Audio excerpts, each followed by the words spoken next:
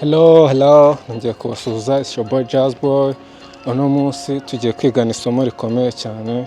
Naje gusura teacher Ezra, umwarimu Ezra agomba kutwigisha be attentive, be watchful, murebe musobanukirwe ni ibintu nabibonye birantangaza. So you are welcome, muze dusurane teacher Ezra, be attentive, mutega amatwi. Hello Ezra. Hello. Meze gute? Meze neza. Njye nageze hano kare nabonye ati nyinshi cyane kuva ku muryango hose. Ahangaha ni muri Ize Art and Media Hub niko hitwa. Hano haba art nyinshi, nicyo kintu nabonye, ariko muri ibyo byose hari ikintu cyantangaje cyane nibajijeho nakigizeho dote. Iki gitondo question mark ikibazo ni curiosity iri up iteye ubwoba. So reka mpere kuri ibi. Iki giti bakita gute? None iki giti njya kujyana no kugira ngo umenye izina iki giti. Nakunze igiti gusa. Iki giti nicyo kiri mu bintu bya mbere nakunze hano, kubera ko ubundi gifite shape nziza, of course gishobora kuba gitanga n'umuyaga birumvikana, igicucu n'iki, ariko narebyemo harimo art nyinshi. Nibajijeho ikibazo, reka nkubaze Ezra, umwami mbaza. Ibindi byose nagerageje gusoma ndumva, ariko uno mwami umwami mbaza yabaye mu Rwanda ryari se? Muri umwami mbaza 2025 2025 nubwo yabaye 225 2025 2025 umwami mbaza. Warabo umwami mbaza ni umwami mbaza ahera kuri nuzi nubavuze umunyinya n'igiti. Ariko tukigira hano twabonye Kasha, one of my artists, my student, aravuga ngo dushyiraho ibigori bingibi science, kubera ko umunyinya no kumenya umunyinya cyambere na mbere. Umunyinya wabaga mu bwami cyangwa mu batunzi. Buriya umunyinya ufite amateka yihariye. Umunyinya ufite amateka. Umuntu uzi umunyinya umunyinya uko ubona gute no hasi uyu meze like what, like uko ubona gute na roots zawo na brushes. Umunyinya ubukeneye space.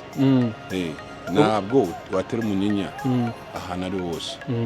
So wabaga mu bami cyangwa mu batware cyangwa abatunzi. Abantu bajyaga space nini. Hama twari tukivuga ku munyinya. Uhisemo umunyinya kubera amateka yawo. Uravuze umunyinya ngo ugomba kuba uri ahantu ndi muri art yanjye, and one of your students akubwiye twashyiramo izi ndi kubona ari amagambo ya inspiration, amagambo menshi ari inspirated. And hanyuma sibyo ngibyo bihuriye he n'umwami mbaza? Umwami mbaza umusiti wanjye iki kiboro ikindi statue it's a craft ni ikintu baduhaye ku buntu for free. For free. It's a gift from you. Ibintu byinshi twemereramo abo ari byo.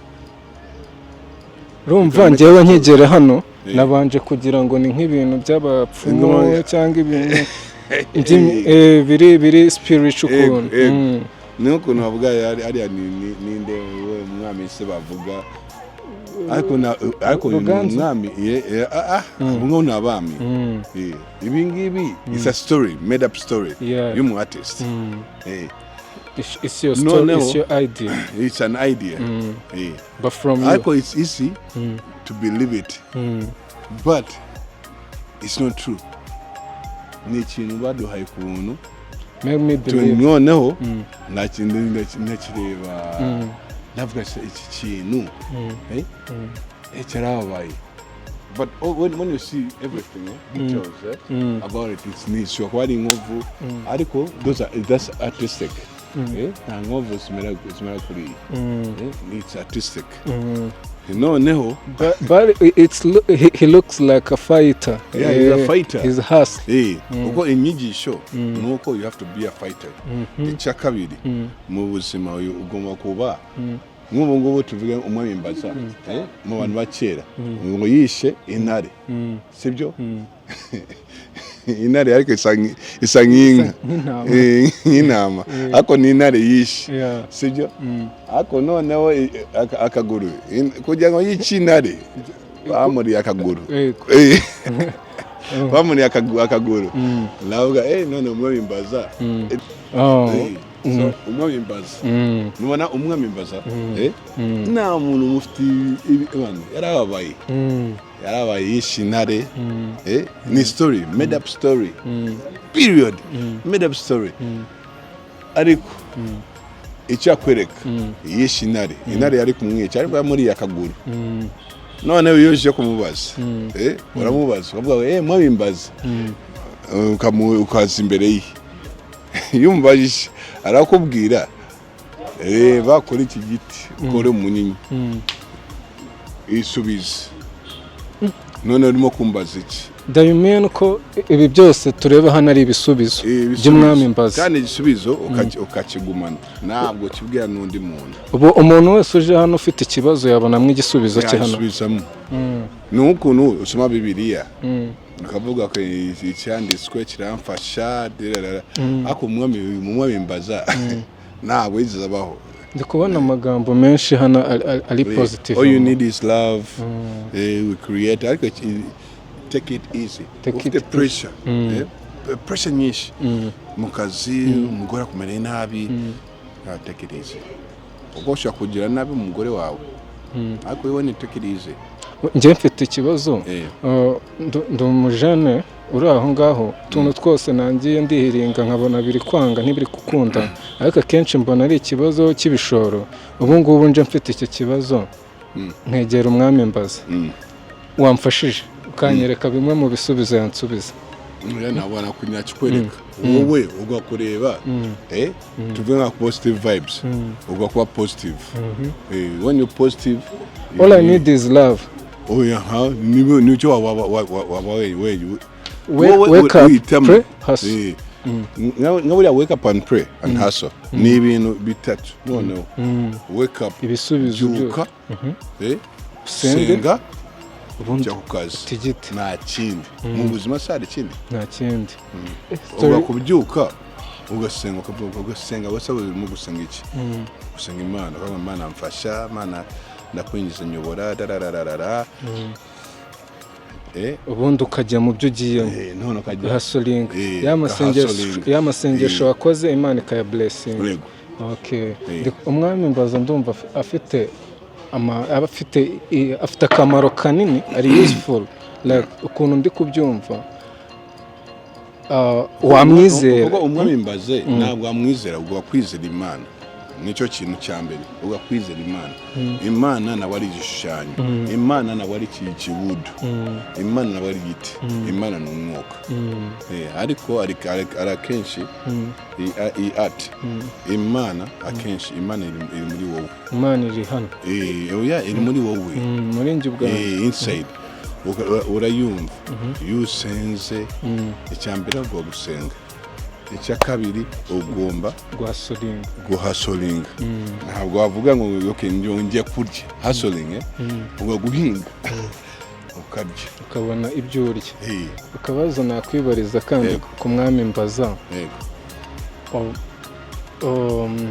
ubu se ibi bisubizo byose by'umwami mbaza ni byinshi cyane ni byinshi tubishyizemo hano hose ni byinshi ariko philosophy yabyo ni uko umwami mbaza ni wowe uri mbaza wowe umwami mbaza ni wowe mbaza gusa ikintu nabonye nkanjye isomo nakuramo nabonye ko ibisubizo byinshi by'ibibazo tuba dufite mu buzima biba ugomba kuba positive niko nabonye ibisubizo okay njya kubwira gute mu munota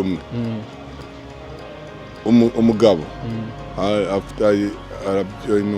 agize amafaranga ararongoye akubise umugore we akubise n'umwana sibyo ese kuki yabikora abuse nuko ntabwizabaza agwa kwibaza ese kuki ukubita umuntu utakubiswe utakurwanyije none se kuki ukubita umuntu abuse story inside ni ukujya wibaza niwe mwami bwawe hanyuma ibisubizo bigomba kandi kuza biri positive imana ikurimo ibisubizo bikaza biri positive kuko iyo ubonye igisubizo kiri negative sinyeka ko ubugihawe n'Imana yego urakoze cyane hejuru ya byose imana niyo iri hejuru ya byose tujye dusenga urakoze Ezra thank you for your time